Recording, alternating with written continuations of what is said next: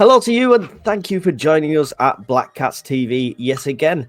And I'm here with Conrad, as usual. Big surprise. How you doing, Conrad? Yeah, not bad, mate. Yourself? You've still not worked out that mirrored which side I'm on, have you? It's because you went that way, and on my screen it went the wrong way, so I just thought I'd do both. Yeah, so we are here to do our match preview, and we are up against Millwall. You Oh, great. Now it's demonetized. we can't monetize anyway. You can't demonetize us. We don't earn anything. Yeah, it's all free. It's all speaking of all free. While you're here, before we go into the preview, hit that subscribe button. Completely free to do. Really does help us out. And the like, we'd really appreciate it. So, on to the game. Saturday, 23rd, 3 o'clock kickoff. And we are down some people, are we not? There's certainly some noticeable absentees, shall we say.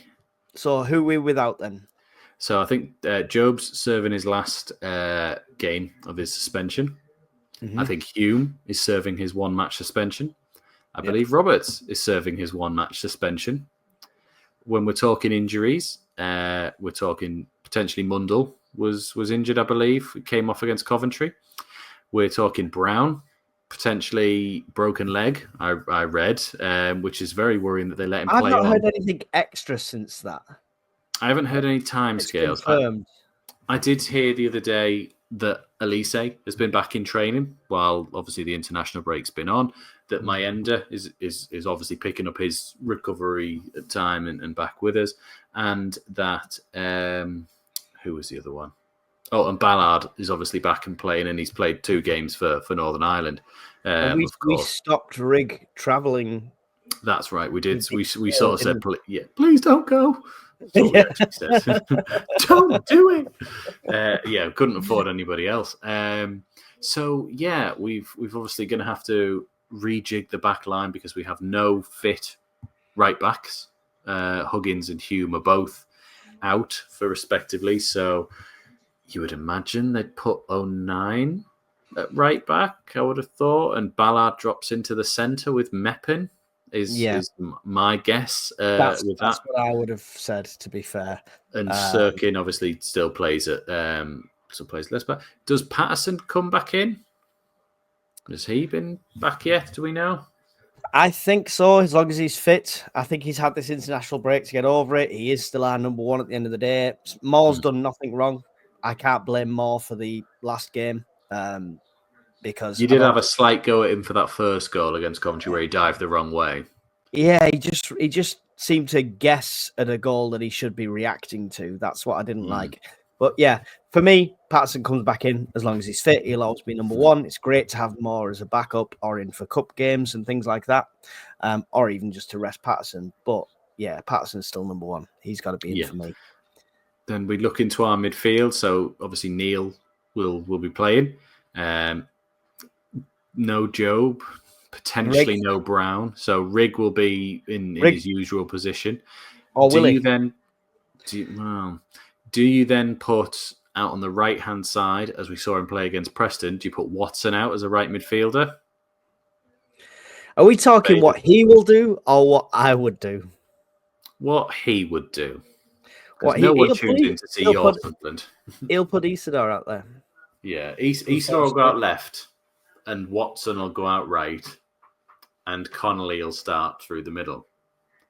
Yeah, sorry, but that still leaves us a midfielder short. Does Alexic get some minutes? No. So who actually plays instead of the midfield then? Well, Alexic can play as a forward, so you've got a potential for a 4-4-2. If you're ever going to have an excuse to try 4-4-2, it's this week. We've also got no pushovers though. I want to say, well. So yeah, I'm sure he could play on the right as well. Zach Johnson can. I think he did play at right back. I believe away at Preston. Millwall are going to be no pushovers though. They've recently beaten Burnley and Leeds as well. They are 8th in the table currently, 8 points behind us. So if ever they wanted to actually stake a claim at playoffs, this is probably their best opportunity to go, actually, we've just beaten top of the league and we're now 5 points off top as well. Yeah. So this is a sort of perfect timing for them to be facing us, really. I think they've won 4 of their last 5 as well. Is Samed central midfield? Defensive midfield, yeah. Yeah. But he's not fit, or they don't like him. One of the two. Yeah, both. As we might have heard in a previous video of ours. If not, go back, watch that one, and then come back to this one. Yeah. And subscribe while you're doing it. We seem to be very short in the midfield area. I'm hoping the ground's going to be okay. But we're only short if we play 5 there. 4-4-2. 4-4-2. Look at the strikers we've got now. We've got Isidore, Mienda, Connolly. And that's it. And that's well, it. no, you've got Alexic as well, who can play there.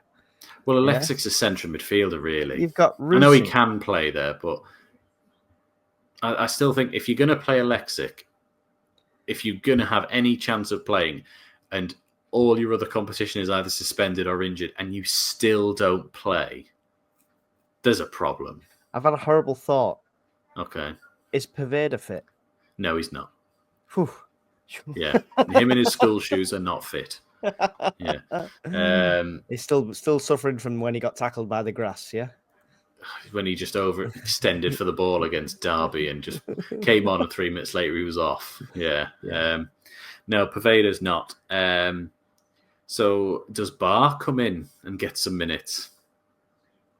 Put him in the shop window for January?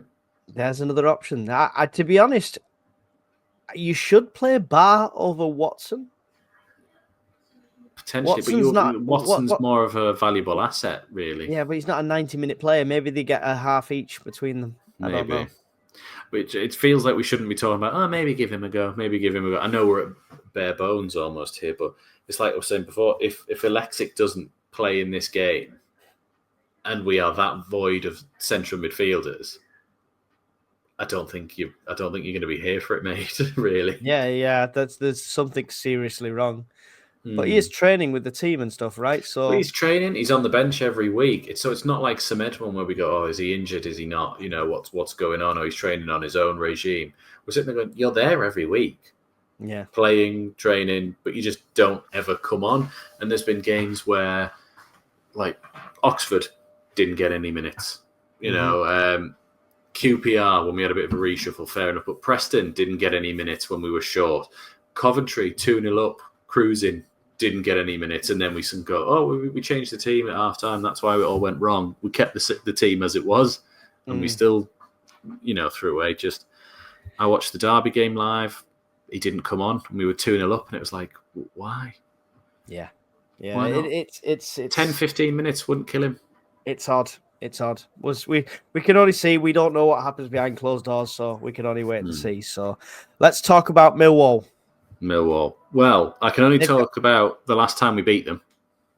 Go on. Which was, I believe, was it December 23 or 22, I want to say. We won 3-0 at home. I think, was it Pritchard, Sims, and I've forgotten the other goal scorer, haven't I? Diallo scored, didn't he? Oh, well, that's really helpful because we don't have Pritchard, we don't have Sims, we don't have Diallo. Yeah. And then after that, it's been draw, loss, right? Yeah, draw in February, draw in December of last year, and then draw. We lost at home in April. We lost 1-0, I believe, at home in April. So overall, what was it you said before? I think we've won 16 game against them, drawn 12, and lost 14. So we're very across the board with all the sort of results. The majority of them wins were like in the 70s, just to throw that out there. Yeah. I mean, for me, really good against Millwall. My most devastating loss with Millwall was, of course, the FA Cup semi-final in 2004 at Old Trafford. 1-0. What was Tim Cahill scored for them before Kevin Muscat tried to fight our entire team. It felt like on that day. That was like the first big game I ever went to. That was Sunderland are in a semi-final. It's unbelievable. They're at Old Trafford, the FA Cup, and we just didn't win. And, that's when you realise as a child that, life's not fair. Yeah, it's not all sweetness and roses. No, you will lose. Some familiar faces. Mm. in the Millwall team Oh, yes. that we Oh, will we Duncan welcome Watmore. Duncan Watmore. Is I it mean, I Honeyman think still there? George Honeyman, he was one of my favourite players, especially in the documentary. So, yeah, I mean, what do you think? Both of them seem to be on the bench recently, not in the starting 11. I thought Do you think we'll Watmore, see them? he'd scored a couple this season, I believe, hadn't he? Or earlier on, I think he'd got a few goals. Yeah. At, Well, he started on the bench against Stoke, 1-1. Same with Honeymoon, but they both came on. Another one, interesting one, is they've got Macaulay Langstaff as well, which is somebody I thought we should have gone for.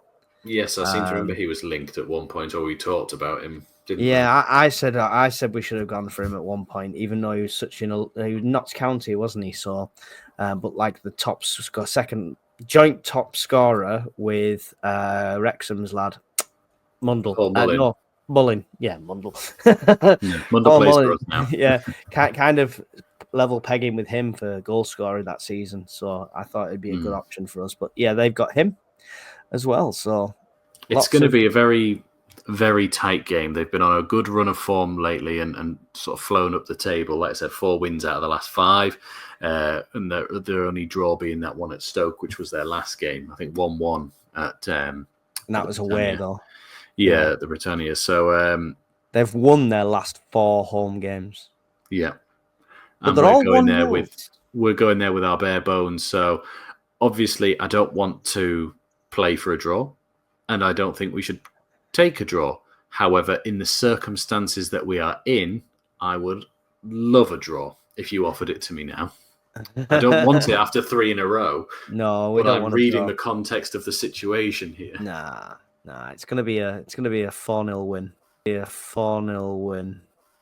Oh, right, okay. Well, make sure you say that in our fan TV league that we do. No, but the scores again.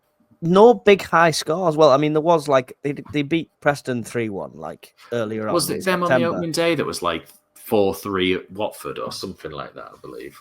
Are you talking about? Well, it was 3-2 to Watford, but they played Bristol and lost 4-3. But it's the last 5 games has been 1-0 win, 1-0 win, 1-0 win, 1-0 win, 1-1 draw. Yeah.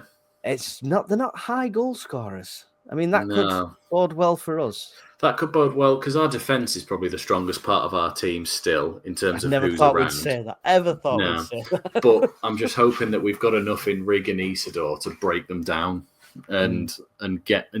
I'll take a whole city and we'll just smash a 1-0 off of them and just leave. Do you know what I mean? And run all the way back up north with our 3 points and go, there you go, done that. I just also want us to get back to winning ways because of the last 3 results. Yeah, but he's got a big excuse for this one, hasn't he? So yeah, but then these are probably going to be the 3 hardest games we've got this season. When you go, what was it? Millwall on the Saturday, you've got West Brom on the Tuesday, and you've got Sheffield United on the Friday.